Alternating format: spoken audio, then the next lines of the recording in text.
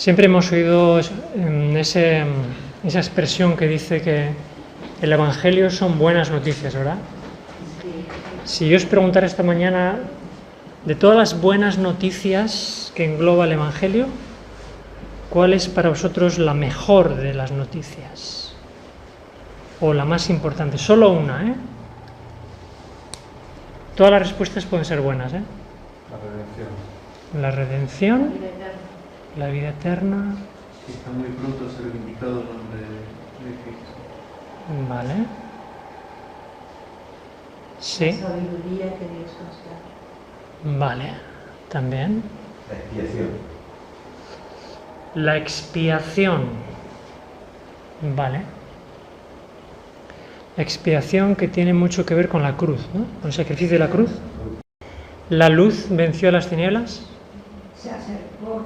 A la luz vino a las tinieblas. Vale. Todas las que habéis mencionado son correctas, pero yo durante las últimas semanas he estado estudiando y creo, para mí al menos, hay una que es más importante y os voy a explicar por qué. ¿Recordáis el título que Jesús se otorgó a sí mismo mientras estaba aquí? ¿Cuál fue? El título que más utilizaba para él mismo, Hijo del Hombre. Él utilizó ese término más de 70 veces. Bueno, de hecho fue lo que más utilizó el Hijo del Hombre. Y curiosamente, fui al Apocalipsis para ver cómo él se autodenomina Jesús en Apocalipsis y se denomina Hijo de Dios. Ya no utiliza el Hijo del Hombre.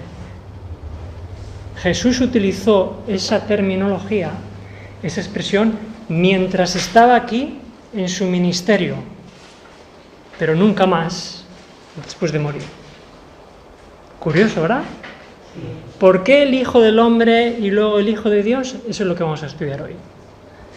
Fijaros que después de que Jesús muere, sus apóstoles normalmente no le identifican como el Hijo del Hombre ya. Por ejemplo, cuando a Pablo se le presenta a Jesús y tiene esa transformación y queda ciego y demás, y luego dice nada más que él fue convertido, dice, enseguida predicaba a Cristo en las sinagogas diciendo que este era el Hijo de Dios. Y los apóstoles, cuando también Pablo a los corintios les dice que el Hijo de Dios ha sido predicado entre vosotros, y en el libro de Efesios y en el libro de Hebreos, habla constantemente del Hijo de Dios. Y yo creo, solo es mi opinión, basado en la Biblia, creo, que hay un motivo por el cual hay un antes y un después. Hijo de hombre, Hijo de Dios. Fijaros bien que las buenas nuevas del Evangelio, los apóstoles tenían bien claro que el Evangelio de Jesús, aunque había una expiación, había algo más que una expiación. Y yo creo que los cristianos en general, el enemigo nos ha focalizado o nos ha llevado a la cruz y nos ha congelado allí. Por eso cuando uno entra en una iglesia católica hay crucifijos por todas partes, porque el enemigo quiere que nos quedemos en la cruz. Pero Jesús no se quedó clavado en la cruz. ¿Sabéis? Cuando los apóstoles predicaban, una vez que recibieron el Pentecostés, una y otra vez vinculaban el Evangelio con algo. Sin esta segunda parte, el Evangelio no tiene poder. Y ese algo, en la predicación del apóstol Pedro después del Pentecostés, el apóstol repite 3 veces en la misma predicación lo siguiente. Si leemos en Hechos 2, El apóstol Pedro les va a decir en el versículo 24, Dios levantó a Jesucristo. En el versículo 30 va a decir que Dios levantaría al Cristo como una promesa que Dios había hecho. Y en el versículo 32 vuelve a repetir por tercera vez a este Jesús que Dios resucitó. Porque ellos sabían que sin resurrección la cruz no tenía ningún poder. Cero. Cero es cero. Como dijo Pablo también, si solo hemos creído en Jesús y no hemos creído en la resurrección de la muerte, de nada vale el Evangelio. Por eso, en el libro de los Hechos, en un momento dado se habla de el Evangelio de Jesús y la resurrección. Podéis verlo en Hechos 17-18. Están unidas las dos cosas. Si solo nos quedamos con el Evangelio sin la resurrección, no es Evangelio. No lo es. Y esto yo agradezco a Dios porque le he dedicado tiempo para darme cuenta cuán importante es, porque yo creo que no le había dado la importancia que merece. En el libro de los Hechos yo he contado 12 veces a lo largo de todo el libro que los apóstoles repiten y repiten: Dios resucitó a Jesucristo, Dios resucitó a Jesucristo, porque era algo que tenía que ir junto con el Evangelio. Obviamente, ¿no? Y de todo el libro de los Hechos, el capítulo 13, vamos a leerlo 4 veces. El apóstol Pablo está presentando el Evangelio y 4 veces seguidas a un grupo de personas les está diciendo: el Evangelio es Cristo crucificado y resucitado por Dios, porque si no, no es Evangelio. En Hechos 13:30 dice la primera frase: Dios le levantó de los muertos. En Hechos 33 la primera frase dice: Dios ha cumplido la promesa resucitando a Jesús. En el versículo 34 dice que Dios le levantó de los muertos. Y también en el 37 vuelve otra vez, por cuarta vez, a repetir: Dios le levantó. O sea que el apóstol quería incidir en esto que es tan importante. Y luego vamos a ver por qué para nosotros es importante. Y en el contexto del capítulo 13, fijaros que hay un texto muy interesante. Hay un salmo que está insertado ahí. Es el Salmo capítulo 2, que si leemos de forma aislada puede confundirnos, pero fijaros que la Biblia se explica a sí misma y a veces los propios apóstoles interpretan unas palabras del Antiguo Testamento y lo colocan en el Nuevo Testamento. Fijaros el versículo 33, fijaros qué palabras estas. En el versículo 33 de Hechos 13, el apóstol va a insertar un salmo del capítulo 2, donde Dios le dice: yo te he engendrado hoy, dentro del contexto de la resurrección. Quiere decir que cuando Jesús fue resucitado, Dios engendró a Jesús. Es lo que el apóstol Pablo está diciendo aquí. Y luego va a repetir en el libro de Hebreos. Las mismas palabras las va a repetir en Hebreos 5, para decir que Dios engendró a Jesús en su resurrección. Porque Jesús murió, Jesús no estaba durmiendo, Jesús en la tumba no dormía, Jesús murió. Y Dios tuvo que engendrarlo, resucitarlo, darle vida para volver a vivir. Resumen de esta idea. Viene el apóstol Pablo, vamos a buscar en Romanos 1. Fijaros lo que dice Romanos 1. Fijaros por qué primero Jesús se denomina a él Hijo del Hombre y luego es Hijo de Dios. Romanos 1, versículo 4 lo explica. Jesucristo fue declarado Hijo de Dios por la resurrección de los muertos. O sea que en el momento que Jesús fue resucitado, como fue engendrado, fue declarado Hijo de Dios.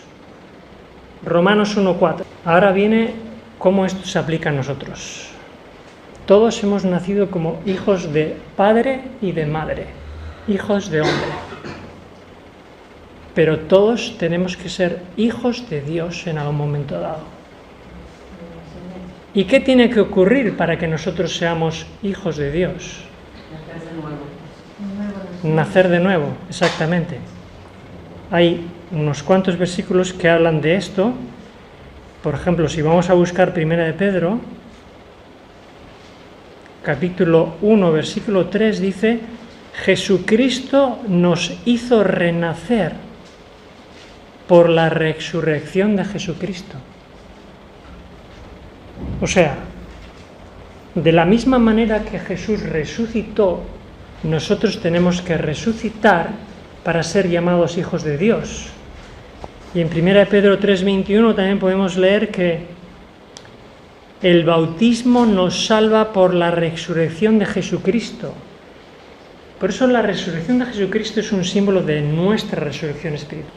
Dice Efesios 2, 5 y 6, cómo se produce esta resurrección. Vamos a leer Efesios 2, 5, 6, que dice: Dios, estando nosotros muertos en pecado, nos dio vida juntamente con Cristo y juntamente con Él nos resucitó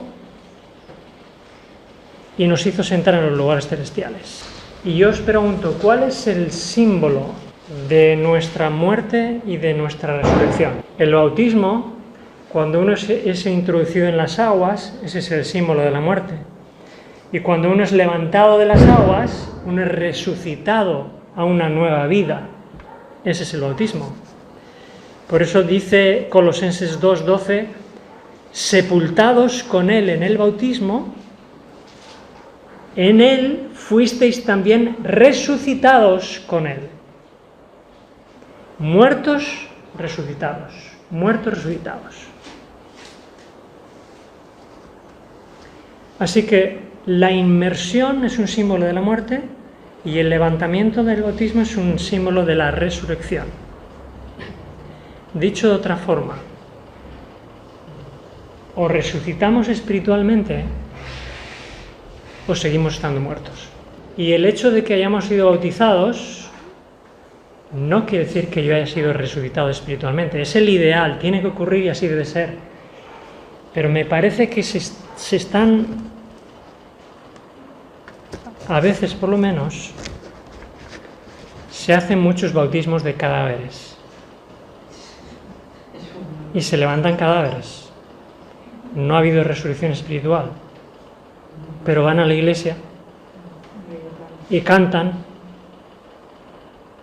pero cadáveres. No ha habido resurrección. Para nosotros ser hijos de Dios tiene que ocurrir lo que dice Juan capítulo 1. Y fijaros cómo encaja lo que Juan dijo ya en su edad avanzada.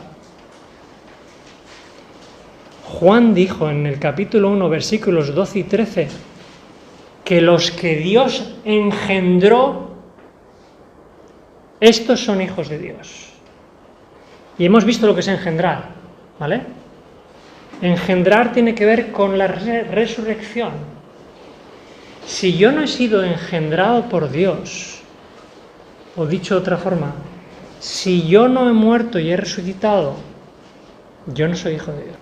Así que tenemos que, como bien explicado está en Romanos, uno de los capítulos preferidos míos de todo el Evangelio, Romanos capítulo 8.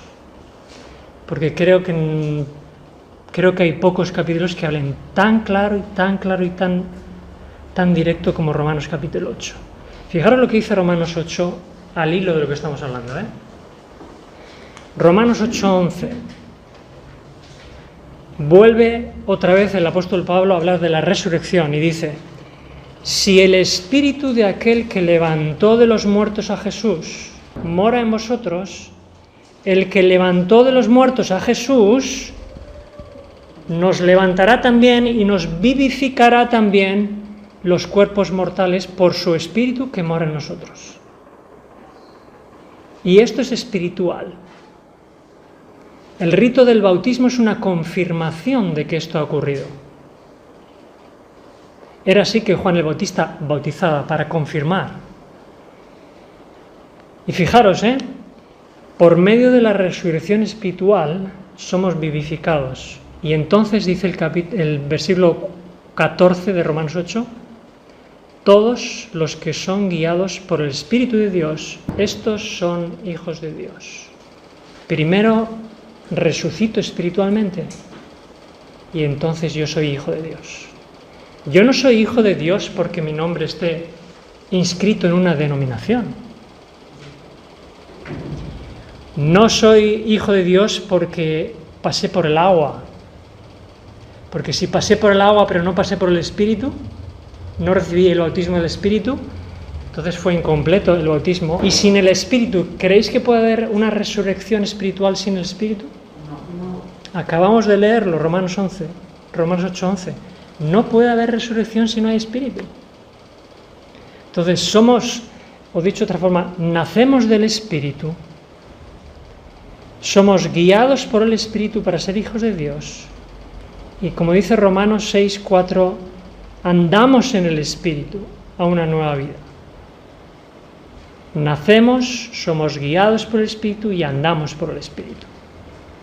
Por eso es tan importante entender que, de la misma manera que cuando Jesucristo resucitó, todos los apóstoles le identificaban como el Hijo de Dios resucitado, el poder de la vida sobre la muerte, eso mismo tiene que ocurrir en nosotros para que seamos llamados hijos de Dios.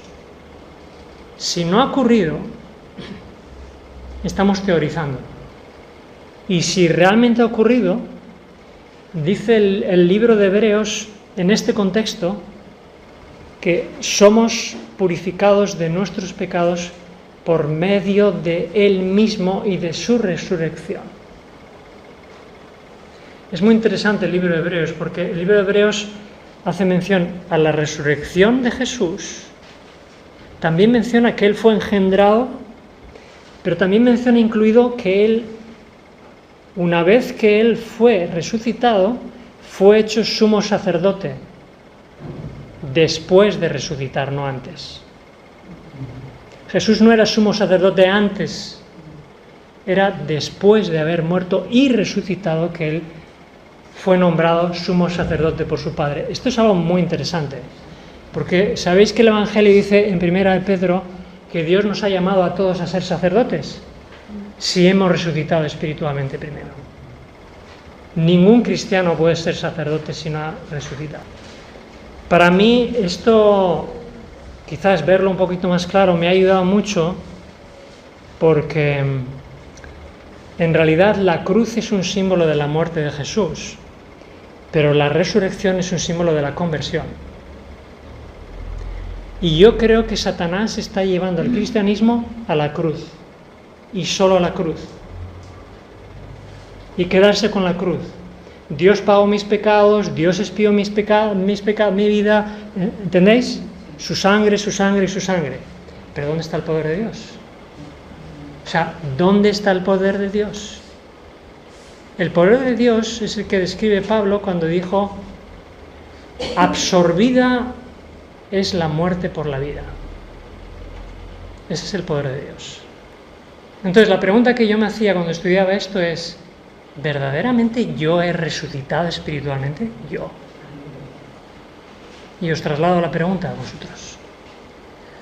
Porque quienes Jesús venga a buscar al final van a ser todos gente resucitada. Y no hablo de los muertos, hablo de los vivos. Habrá algunos que habrán sido resucitados una vez, y los que hayan muerto habrán sido resucitados 2 veces.